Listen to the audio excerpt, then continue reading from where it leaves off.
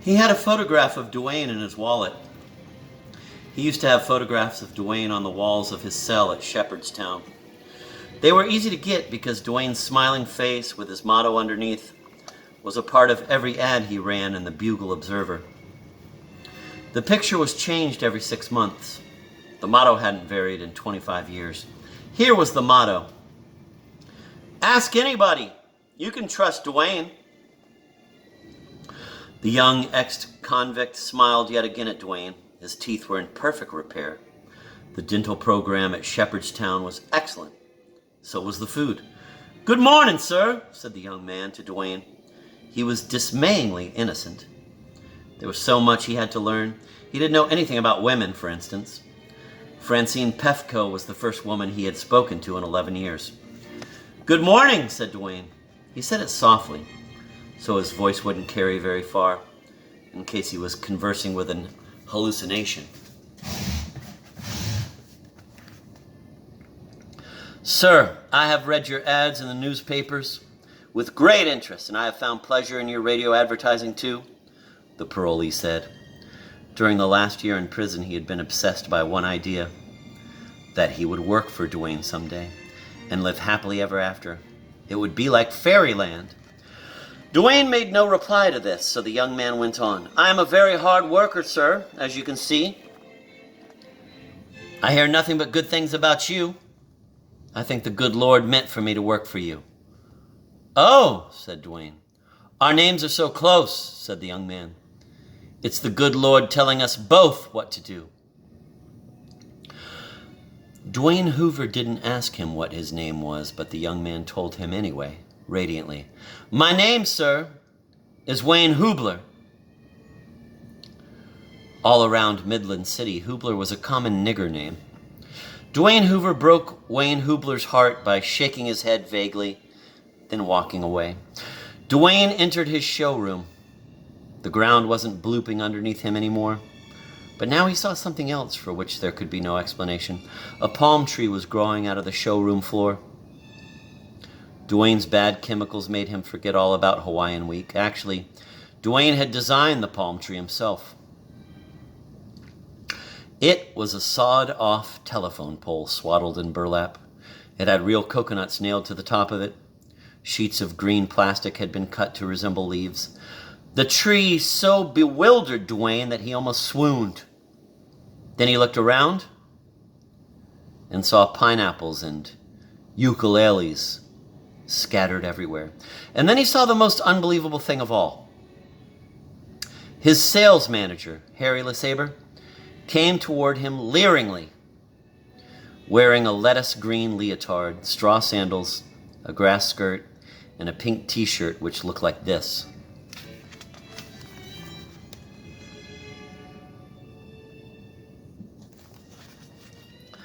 Harry and his wife had spent all weekend arguing about whether or not Duane suspected that Harry was a transvestite. They concluded that Duane had no reason to suspect it. Harry never talked about women's clothes to Duane. He had never entered a transvestite beauty contest or done what a lot of transvestites in Midland City did, which was join a big transvestite club over in Cincinnati. He never went into the city's transvestite bar, which was Ye Old Rathskeller, in the basement of the Fairchild Hotel. He had never exchanged Polaroid pictures with any other transvestites, had never subscribed to a transvestite magazine.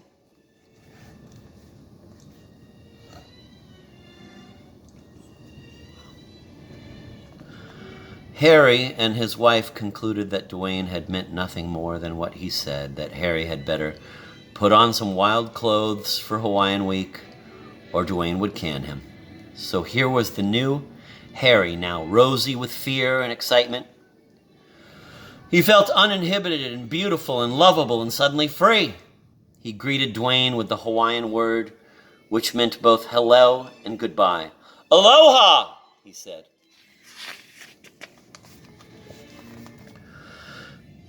Chapter 12. Kilgore Trout was far away, but he was steadily closing the distance between himself and Duane. He was still in the truck named Pyramid. It was crossing a bridge named in honor of the poet Walt Whitman. The bridge was veiled in smoke. The truck was about to become a part of Philadelphia now. A sign at the foot of the bridge said this: "You are now entering the city of brotherly love." As a younger man, Trout would have sneered at that sign about brotherhood, posted on the rim of a bomb crater, as anyone could see. But his head no longer sheltered ideas of how things could be and should be on the planet, as opposed to how they really were. There was only one way for the Earth to be, he thought. The way it was. Everything was necessary. He saw an old white woman fishing through a garbage can. That was necessary. He saw a bathtub toy, a little rubber duck, lying on its side on the grating over a storm sewer.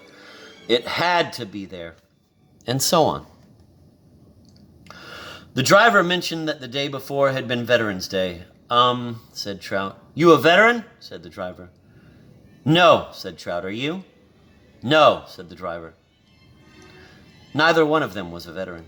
The driver got onto the subject of friends. He said it was hard for him to maintain friendships that meant anything because he was on the road most of the time. He joked about the time when he used to talk about his, quote, best friends, end of quote.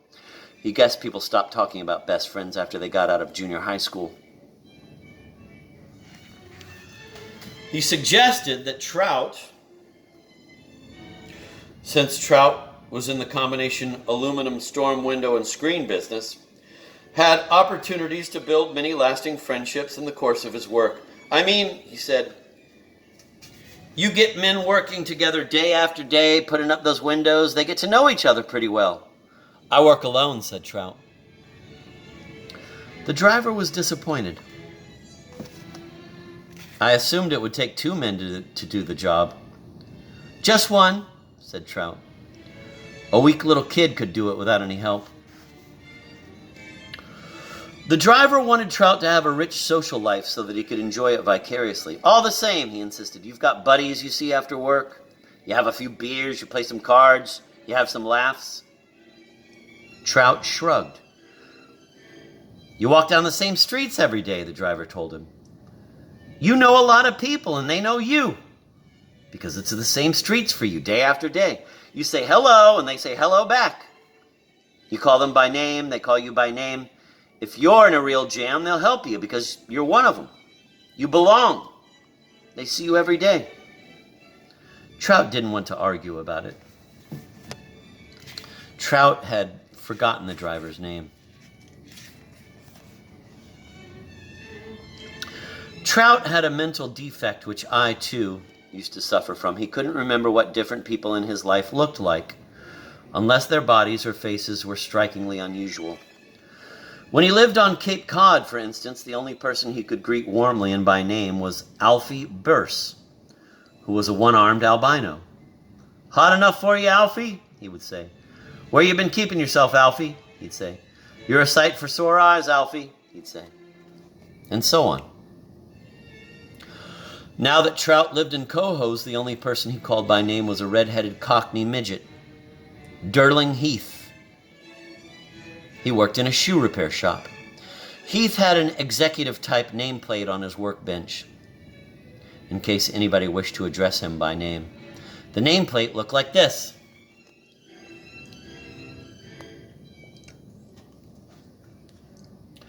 Trout would drop into the shop from time to time and say such things as, "Who's going to win the World Series this year, Durling?" And, "You have any idea what all the sirens were blowing about last night, Durling?" And, "You're looking good today, Durling. Where'd you get that shirt?" And so on. Trout wondered now if his friendship with Heath was over. The last time Trout had been in the shoe repair place, saying this and that to Durling, the midget had unexpectedly screamed at him. This is what he had screamed in his Cockney accent. "Stop bloody hounding me!" The governor of New York, Nelson Rockefeller, shook Trout's hand in a Cohoes grocery store one time. Trout had no idea who he was. As a science fiction writer, he should have been flabbergasted to come so close to such a man. Rockefeller wasn't merely governor. Because of the peculiar laws in that part of the planet, Rockefeller was allowed to own vast areas of Earth's surface, and the petroleum and other valuable minerals underneath the surface as well. He owned or controlled more of the planet than many nations. This had been his destiny since infancy. He had been born into that cockamamie proprietorship. "How's it going, fella?" Governor Rockefeller asked him. "About the same," said Kilgore Trout. After insisting that Trout had a rich social life, the driver pretended, again for his own gratification, that Trout had begged to know what the sex life of a transcontinental truck driver was like. Trout had begged no such thing. "You want to know how truck drivers make out with women, right?" The driver said. "You have this idea that every driver you see is fucking up a storm from coast to coast, right?" Trout shrugged. The truck driver became embittered by Trout, scolded him for being so salaciously misinformed. "Let me tell you, Kilgore."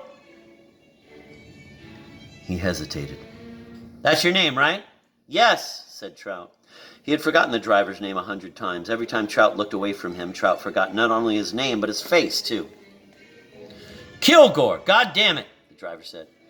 "If I was to have my rig break down in Cohoes, for instance, and I was to have to stay there for 2 days while it was worked on, how easy you think it would be for me to get laid while I was there? A stranger, looking the way I do?" "It would depend on how determined you were," said Trout. The driver sighed. "Yeah, God," he said, and he despaired for himself. "That's probably the story of my life, not enough determination."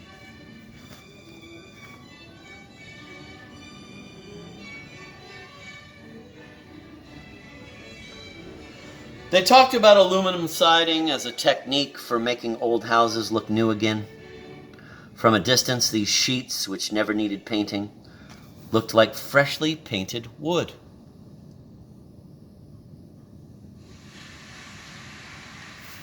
The driver wanted to talk about perma-stone, too, which was a competitive scheme. It involved plastering the sides of old houses with colored cement so that, from a distance, they looked as though they were made of stone.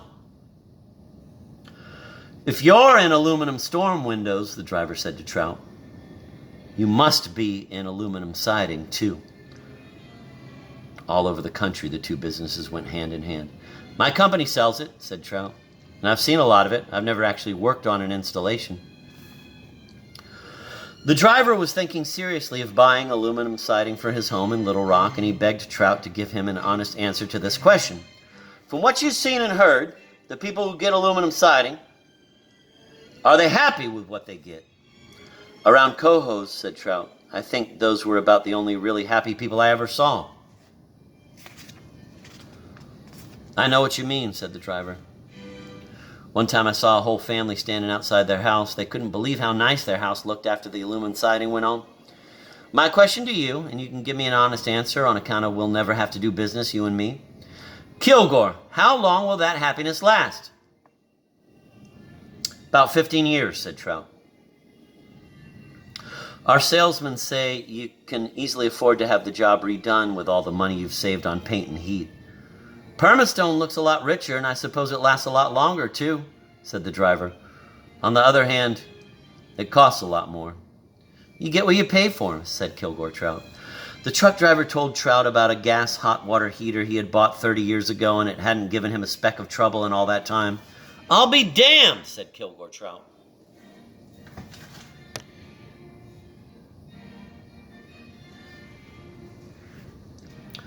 Trout asked about the truck, and the driver said it was the greatest truck in the world. The tractor alone cost $28,000.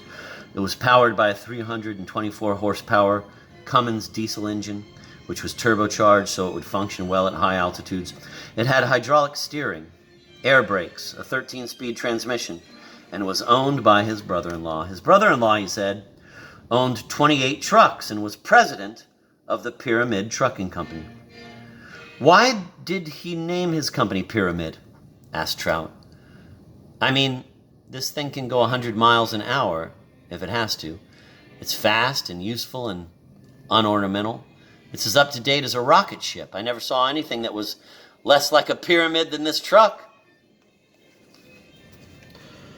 A pyramid was a sort of huge stone tomb which Egyptians had built thousands and thousands of years before. The Egyptians didn't build them anymore. The tombs looked like this, and tourists would come from far away to gaze at them.